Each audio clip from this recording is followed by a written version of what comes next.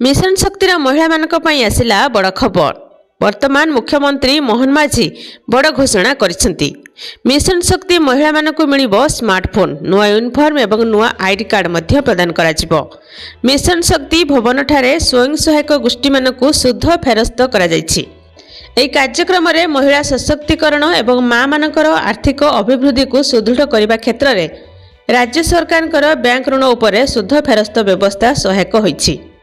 तेबे नुआ सरकार आसिबा परे स्वयं सहायक गोष्ठी मानकु शुद्ध फेरस्त कार्यक्रम को त्वरान्वित करा जायछि। ओडिशा सरकार स्वयं सहायक गोष्ठी नेउथिबा बैंक ऋण राशि को वृद्धि करने सह 10 लाख पर्यंत ऋण रे वार्षिक सुध हार को 0% को आनिछंती। एही शुद्ध फेरस्त राशि स्वयं सहायक गोष्ठी बैंक खाता को सीधा सड़क आसुछि। आपण मानक एसएचजी ग्रुप को शुद्ध सहायता राशि आसुछि कि नहीं कमेंट रे जणेबे।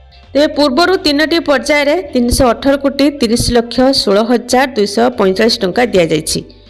तेबे वर्तमान 5,44,493 गोष्ठी को यह सहायता प्रदान करा जायछि। तेबे 2,80,586 स्वयं सहायक गोष्ठी को 197 कोटी 66 लाख 38,252 टंकार फेरस्त करा जायछि।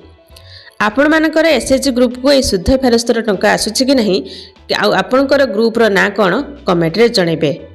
ए स्वयं सहायक गोष्ठी मानकु शुद्ध फेरस्त कार्यक्रम रे प्रभाती परिडा बड़ घोषणा करछंती। मिशन शक्ति महिला को मिलिबो स्मार्टफोन, नुआ यूनिफॉर्म एवं नुआ आईडी कार्ड मध्य दियाजिबो। प्रभाती परिडा घोषणा करछंती जे उत्कल दिवस रु एहा मिलिबो बोली घोषणा करा जायछि। स्मार्टफोन कम्युनिटी रिसर्च पर्सन को मिलिबो। 86,000 सीआरपी को मध्य स्मार्टफोन मिलिबो। मिशन शक्ति महिला मानकु दियाजिबाकु थिबा साड़ी रे ओडिया अस्मितार झलक रहिबो।